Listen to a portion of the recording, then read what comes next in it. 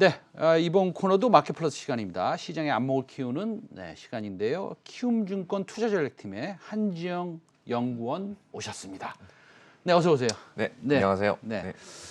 자, 그러면 이제 시장에 대해서 조금 얘기를 나누겠습니다.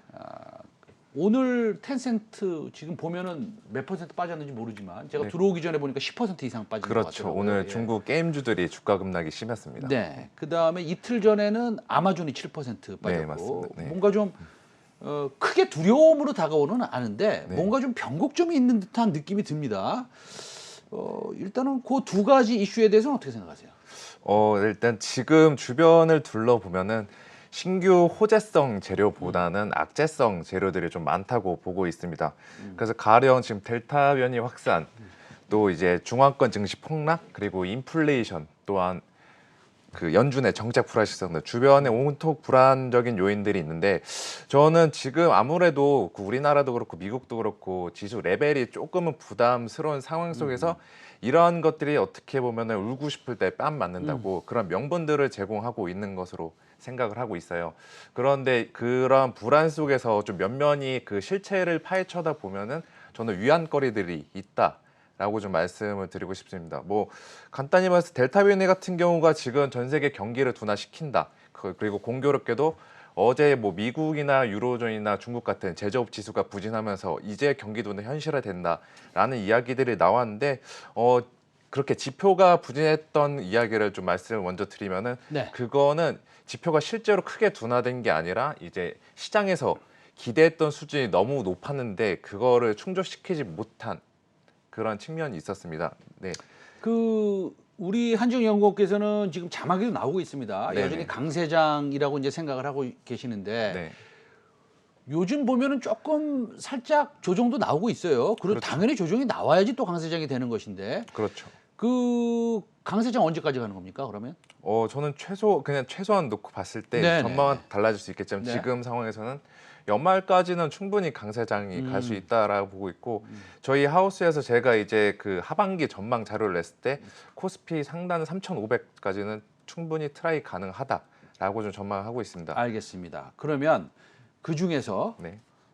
강세장도 강세장 나름 아니겠습니까? 그렇죠. 그렇죠. 뭐 요즘에는 또 가는 섹터만 또 많이 올라가는 네, 장이고 이게 로테이션이 어떻게 될지 그건 뭐 하나님도 모르니까 그렇죠. 우리 뭐 먼저 들어가 있어야 될 것 같기도 하고 네. 아니면은 그냥 잘 올라가는 섹터를 그냥 올라타야 될 것 같기도 하고 네네. 참 주식 투자 어렵지 않습니까? 어렵죠. 네. 그런데 어쨌든 간에 우리 한연구원께서 가장 좋게 보는 업종은 있을 거 아니에요.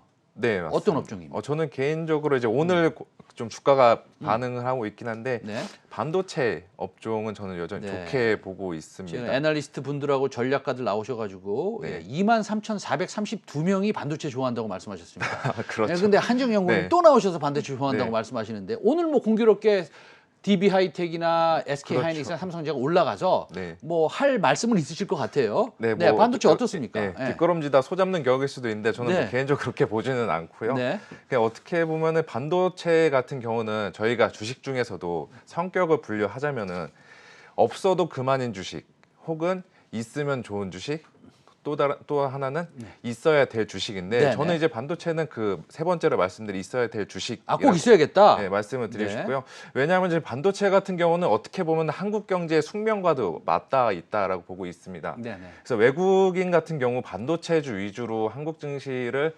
공격적으로 순매도를 했었는데 이게 매도를 한 배경은 이제 뭐 반도체 업황에 대한 우려가 있긴 있겠지만 그거 이외에도 삼성전자, SK 하이닉스 등 대형 반도체주가 우리나라 그 전체 시가총액 차지하는 비중이 만만치가 않습니다. 30%에 근접한 수준인데 네. 이렇게 되다 보니까 외국인들은 지금 한국 증시를 파는 과정에 있어서 매크로적인 불확실성, 예를 들어서 연준의 정책 불확실성, 인플레이션 급등 우려 이러한 것들이 있었는데 그러한 이유로 한국 증시 비중을 줄이는 과정에 있어서 반도체가 불가피하게 어떻게 보면 피해를 보는 비중 축소 작업의 최대 피해자라고 볼 수가 있습니다. 자, 그러면 오늘 삼성전자 올라가고 SK 네. 하이닉스 올라가니까 네. 여태까지 이제 그 신반전자를 바라보셨던 그 수많은 그 투자자들이 오늘 조금 약간 좀 다행이다 이런 네. 생각을 좀 하실 수도 있을 것 같아요. 그렇죠. 그런데 지금 삼성전자, SK 하이닉스, DB 하이텍 네.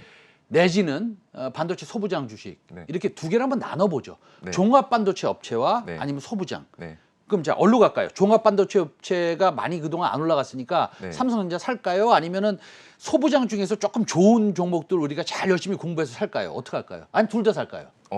둘 다 사는 거는 어떻게 보면 약간 비겁한 이야기일 그렇죠. 수도 있고 예. 둘 중 하나를 고르면은 8월 달만 놓고 봤을 때는 네. 저는 소부장 쪽을 추천을 드리고 있습니다. 네네. 아무래도 그 몸집이 좀 가볍죠. 그러니까 수급에 따라서도 움직이기가 쉽고 또 혹시나 있을 이제 그 삼성전자 총수의 사면에 따른 투자 기대감 혹은 또 M&A 기대감들이 다시 한번 주가에 반영될 여지가 있기 때문에 네. 또 실적도 뒷받침되고 있는 업종들이거든요. 그래서 8월 달 놓고 봤을 때는 저는 소부장을 중심으로 하는 것이 좋다라고 말씀을 드리고 싶습니다. 알겠습니다. 자, 그러면 그 오늘 그 UBS에서 뭐 물론 경쟁사지만 네. 글로벌 경쟁사지만 리포트가 나왔는데 하는 네. 얘기가 이렇습니다.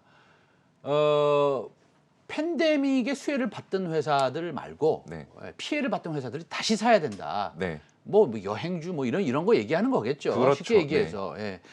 그거 어떻게 생각하세요? 저도 그 의견에 동의를 하는 입장이고요. 네.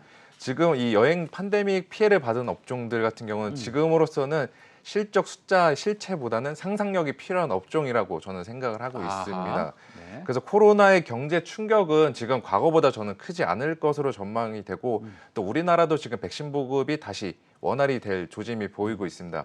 그렇게 되면은 거리두기가 완화가 되고 영업시간 연장, 그다음에 인원 제한 해제 등 이러한 것들이 일어나면은 다시 한번 보복 수요가 일어날 수 있을 것으로 보이기 때문에 저는 이러한 여행 레저 업체들은 관광객 수가 늘어날수록 또 이제 방문자 수가 늘어날수록 그대로 매출 실적에 찍히는 업종이라는 측면에서 저는 여행 레저 관련 업종들 눈여겨볼 필요가 있다라고 좀 말씀을 드리고 있습니다. 알겠습니다. 그 뭐 사실은 미국의 CDC에서도 델타 변이 네. 아주 큰 문제가 있는 건 아니다. 그렇죠. 뭐 네네. 이런 얘기가 나오고 있습니다. 예, 알겠습니다. 지금까지 한지영 키움증권 연구원이었습니다. 오늘 말씀 잘 들었습니다. 네, 감사합니다. 예. 네.